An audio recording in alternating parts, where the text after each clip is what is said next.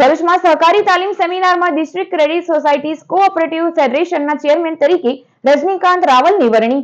Gujarat state અને Bharuch district credit society cooperative ફેડરેશનના ઉપક્રમે સેમિનાર યોજાયો. ભરૂચ ડિસ્ટ્રિક્ટ બેંકના તાલીમ ભવનમાં યોજાયેલા સહકારી તાલીમ સેમિનારનું ઉદ્ઘાટન રાજ્ય સહકારી સંઘના ઉપાધ્યક્ષ અને જિલ્લા સહકારી સંઘના માનદ મંત્રી રવિન્દ્રસિંહ રાણાએ કર્યું. આ પ્રસંગે Bharuch district credit society cooperative ફેડરેશનના હોદ્દેદારોની વરણી થઈ, જેમાં ચેરમેન તરીકે Rajnikant Raval, vice chairman Abdul Chauhan, managing director Pravinsinh Rana અને ઓનરરી સેક્રેટરી તરીકે નિલેશ ચાવડા બિનહરીફ ચૂંટાયા.